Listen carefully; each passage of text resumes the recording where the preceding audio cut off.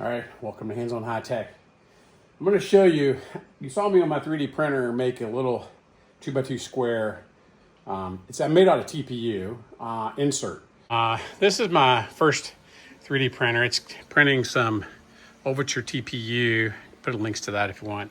That's actually a cover for a cap I'm going to use on my Ranger, Polaris Ranger. I'll show you where that goes in a second.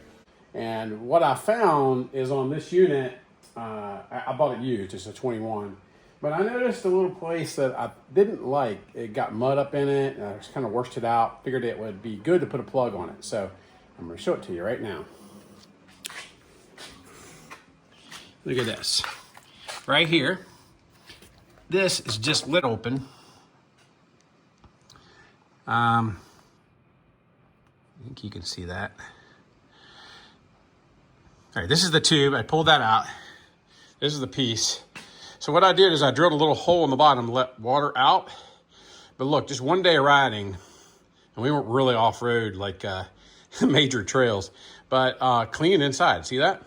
So I am going to put this back in, and I made a couple extra of those. I'll give you the print file down, and I use a little, I mean, it's a $200 printer. It's a really cheap printer, but it does a great job printing stuff like this.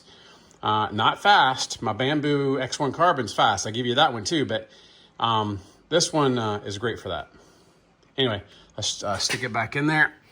It just goes in, and it's tight, right? It's supposed to be tight.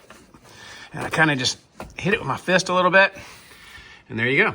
No more mud in that tube.